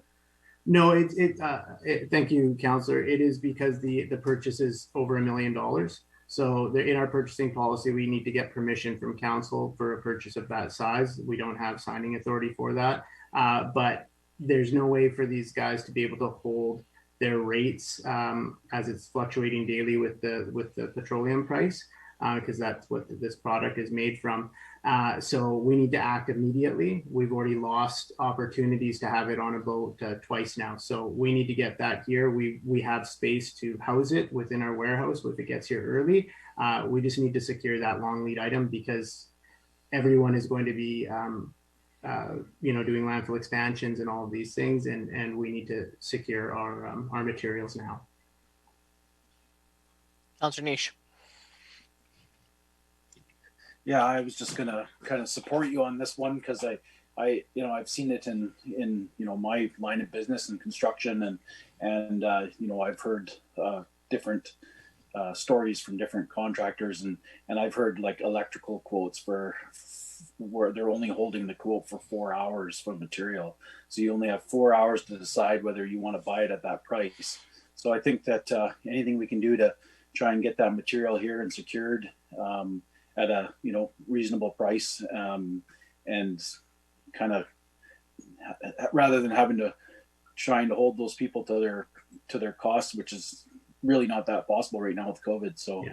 I definitely support this approach because I feel that it's probably in the end will be cheaper for us to try and source this right away. Thank you, Councillor. We've already lost securing the product twice now because I wasn't able to get approval. Any other comments? Councillor Adie. I'm assuming that the two previous occasions you'd identified a day when the price was a little better than other days. Is that likely to be your approach now? Sort of take a week or a 2 week period where you kind of try and pick a good day? Correct. So now that we have approval, we can, talk with the suppliers. There's only actually a couple that can supply the product, and it's obviously coming from overseas. It used to be just coming from the Lower Mainland. So we will, acknowledge that we have the authority to purchase, which will then get the best dollar value quote for us. I mean, if we're able to pull the trigger, we believe that we can render the best value for the purchase instead of saying, well, I have to go back and get approval. So we know what a good price is. Our consultants are working with us. We've worked with a couple suppliers to sort of play them against each other and really get the best price. And now if we can get permission to purchase, we'll go in and pull the trigger and get that on a boat over here. Thanks, Mr. Pugin. I think we trust you guys to be able to pull that off because I think you guys have been pretty fantastic in terms of cost savings on lots of different projects we've done. So any other comments? All right, hearing none, is there anyone opposed? Motion's carried. Thank you very much, Mr. Pushy. Thank you. Okay, last up we have a verbal report from our corporate administrator, a request for a letter of support for the North Coast Mountain Bike Association to NDIT.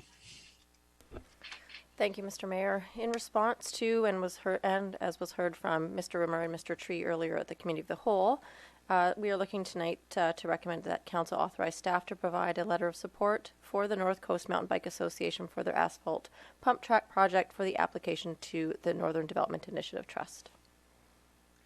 You want to move that? Moved by Councillor Adie, second by Councillor Cunningham.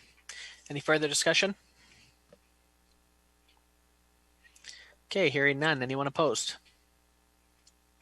Motion's carried. Okay, any reports or questions or inquiries from members of council? Councillor Adey.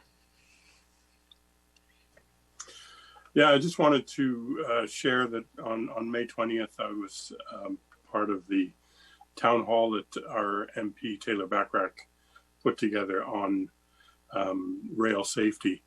It's become an issue of concern for residents in not just Prince Rupert, but across the corridor, based on a number of factors. One, the experience of Le Mégantic in Quebec, tragic experience, and two, the growth in rail traffic.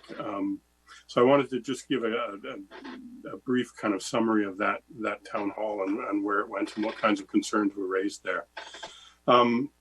It was divided into two parts. The first part was a conversation between MP Backrack and Bruce Campbell, who was the author of a fairly definitive book on the Le Mégantic rail disaster.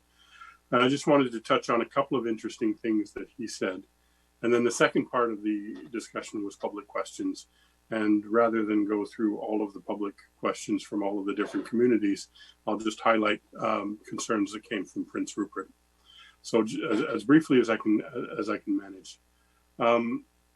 Mr. Campbell said that there is no such thing as no risk when we talk about rail traffic, when we talk about transporting commodities, whether they be dangerous goods, identified dangerous goods, or just regular commodity traffic. He did say that there are regulations in existence.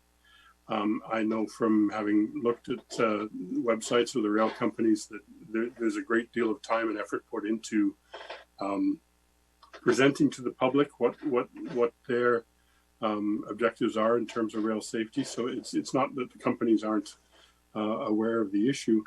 It seems that there is a bit of a lag or a discrepancy between the existence of the regulations and the will or the ability to measure how successful they are. And in that context, there's a very powerful relationship between the rail companies, the major rail companies, and Transport Canada, which would oversee these things. Mr. Campbell touched on the existence of safety management systems that the rail companies have to have. These were mandated by the federal government, I think, in 2015. The problem with it is that they're mandated to have them, but the original intention would be that it would be an extra layer of protection rather than the whole thing. So an extra layer over and above regulations from government. The problem being that resources have been increasingly limited. And so these safety management systems, which are put together and conducted by the companies themselves, are subject to internal management. And there's only a sort of a 3 to 5 year oversight by Transport Canada. So the gist of what he was saying was that the government needs to do more in terms of ensuring that the influence of the companies doesn't supersede the desires of communities and constituents for good regulations with some real weight. He did highlight a couple of things that he felt needed to happen. One is that there need to be better measures to improve public participation in a discussion about rail safety. And the second was that he felt there were two ways in which the workers for the rail companies needed to be protected more actively. One was on the issue of fatigue management, and the other was on whistleblower protection in the event that there's a problem that a worker becomes aware of. So that was the first part. The second part was public questions. There were questions from across the region. But rather than go into all of those, I'll just point out a couple of interesting statements that came out of it. One was the feeling that there was an underreporting of dangerous good incidents, incidents that involved dangerous goods. And it was Mr. Backrack actually who illustrated that there's kind of a statistical game that can be played here. On the one hand, it is true that there are fewer incidents per kilometer of rail travel So, we look at that way, safety's been improving. The problem, of course, is that there's more traffic. And so the end result, once you realize that there's way more kilometers of train traffic happening, is that there may in fact be elevated risks in terms of communities along the line. There was a sense, second point, that local government had a hard time being listened to on this, that it was very much a federal issue. And so the recommendation is to continue dialogue with the Member of Parliament, and that grassroots advocacy can make a difference. Just to finish off, in terms of the concerns that were expressed by local residents, Prince Rupert residents, there are concerns about noise and vibration. Noise is measured and then reported as averages, which doesn't necessarily account for spikes. And it's the spikes, I suppose, that are particularly distressing to people. There's concerns about speed. And on this point, it was interesting that there's a system of federal regulation where in those parts of the line where there are high volumes of dangerous goods, a different speed regulation kicks in. And since the opening of the propane facilities here, the route to Prince Rupert has actually been classified as one of those areas. And what that means, of course, is reduced speeds are mandated by the regulations. And then the second person who spoke, let's find my third page here, articulated concerns around the need for national standards around noise, speed limits again, concerns over toxins and dangerous goods. And this provoked a bit of a discussion in that if there is an incident in, say, the Prince Rupert waterfront area or in our region somewhere, it is our local first responders who are going to be the first ones on scene.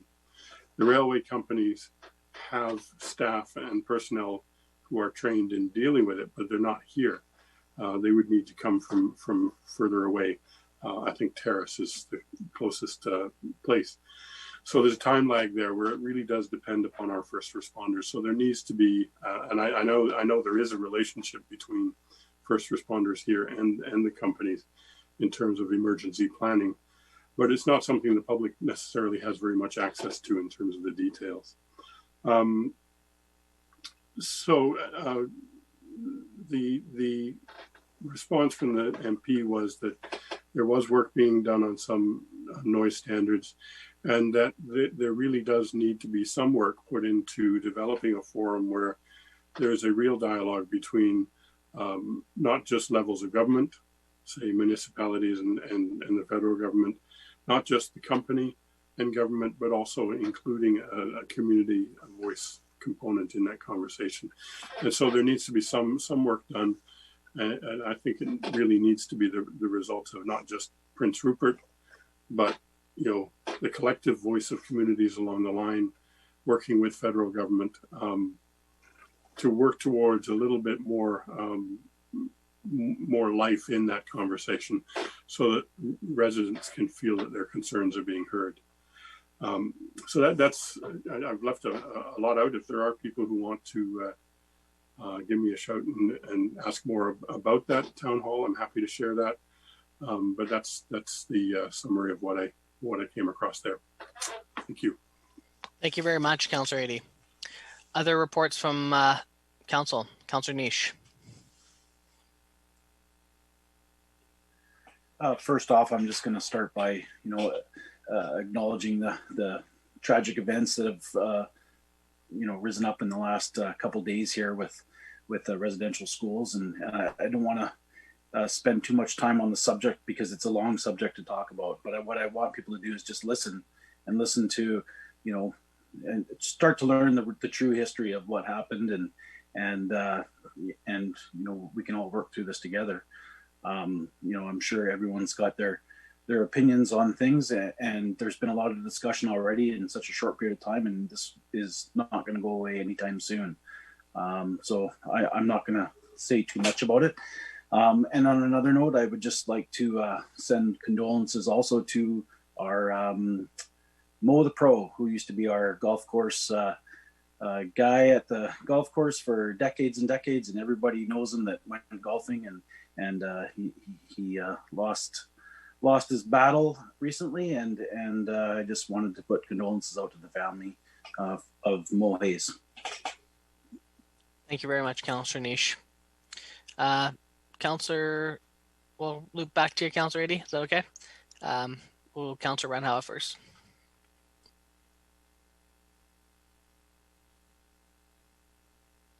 Yeah, thank you, Mr. Mayor.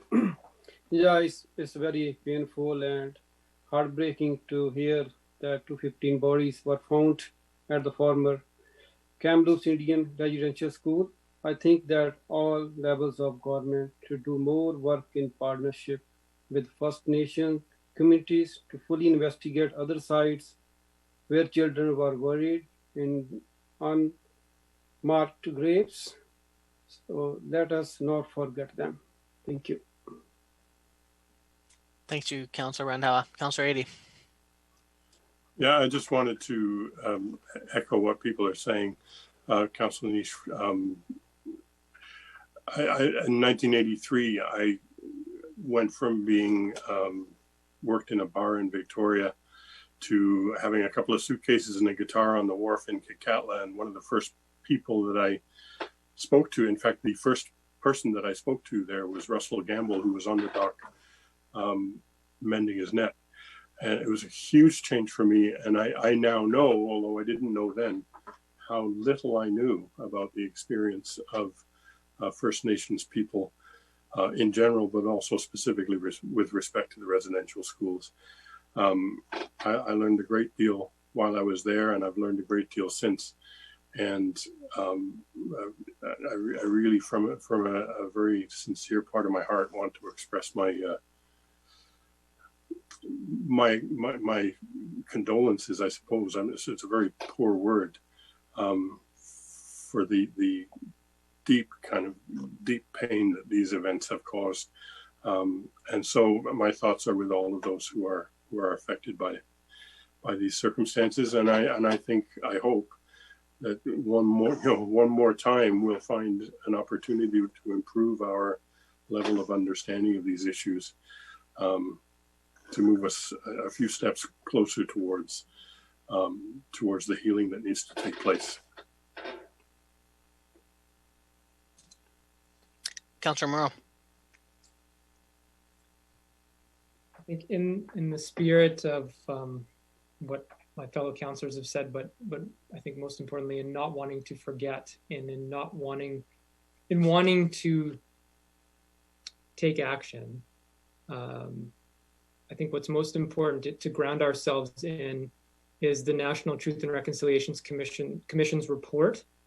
And there was 6 specific calls to action dealing specifically with missing children and burial information. So if it's all right with you guys, I'm going to read into the public record here tonight what those 6 calls to actions were, because it's partly for the benefit of those who haven't heard them before, will understand exactly what the survivors and their families have been rightfully demanding for decades. But it's also partly for the benefit of those of us who have read them and heard them as a necessary reminder of our individual and collective moral obligation and responsibility to demand accountability and restitution. So those 6 calls to action specific to missing children and burial information. We call upon all chief coroners and provincial vital statistics agencies that have not provided to the Truth and Reconciliation Commission of Canada their records on the deaths of Aboriginal children in the care of residential school authorities to make these documents available to the National Centre for Truth and Reconciliation. We call upon the federal government to allocate sufficient resources to the National Centre for Truth and Reconciliation to allow it to develop and maintain the National Residential School Student Death Register established by the Truth and Reconciliation Commission of Canada. We call upon the federal government to work with churches, Aboriginal communities, and former residential school students to establish and maintain an online registry of residential school cemeteries, including, where possible, plot maps showing the location of deceased residential school children. We call upon the federal government to work with the churches and Aboriginal community leaders to inform the families of children who died at residential schools of the child's burial location and to respond to families' wishes for appropriate commemoration ceremonies and markers, and reburial in home communities where requested. We call upon the federal government to work with provincial, territorial, and municipal governments, churches, Aboriginal communities, former residential school students, current landowners, to develop and implement strategies and procedures for the ongoing identification, documentation, maintenance, commemoration, and protection of residential school cemeteries or other sites at which residential school children were buried. And we call upon the parties engaged in the work of documenting, maintaining, commemorating, and protecting residential school cemeteries to adopt strategies in accordance with the following principles: that the Aboriginal community most affected shall lead the development of such strategies, that information shall be sought from residential school survivors and other knowledge keepers in the development of such strategies, and Aboriginal protocols shall be respected before any potentially invasive technical inspection and investigation of a cemetery site. Toiksit nun gabiche. Thank you. I'm finished. Thank you very much, Councillor Moreau. Is there any other reports, Councillor Cunningham? Follow up on what Councillor Moreau said. If the federal government follows these recommendations, it's only a beginning. There's report after report, study after study, and it just seems like nothing gets done. Like the missing Indigenous women, and it goes on and on and on. And it seems the federal government only pays lip service to this. And I think we, as local government and other people, have to stand up and tell the federal government we want action. We don't want words. I think it's, and I think these 215 children that have now been found and hopefully will be connected to their families and give some semblance of closure to it will be a starting point. And I think it's something that drives home to me, because I've talked to people about residential school and that. I have a member of my immediate family that went to it, and I've sat and talked to her for long periods of time. And it's something that we can't really grasp till you sit down and talk to people about it. And these recommendations and these studies and reports, they have to be taken seriously. They can't just keep giving lip service to it. I think it's something that we all have to stand up and start recognizing. Thank you. Thank you. Is there any other reports from council this evening? Okay, well, thank you everybody for all the words this evening. It's a difficult time. I know there's a lot of resources out there that's been posted on the internet. Maybe we'll try to get one up on our Facebook page for the city around some of the phone numbers that people can call if you're grieving or feeling in crisis. There's support out there. I appreciate all the kind words this evening from council members, and we'll continue to do our part to be part of the solution. So that being said, I'd entertain a motion to adjourn. Moved by Councillor Cunningham, second by Councillor Renhawa. Anybody opposed? Motion's carried. Have a great evening, everyone.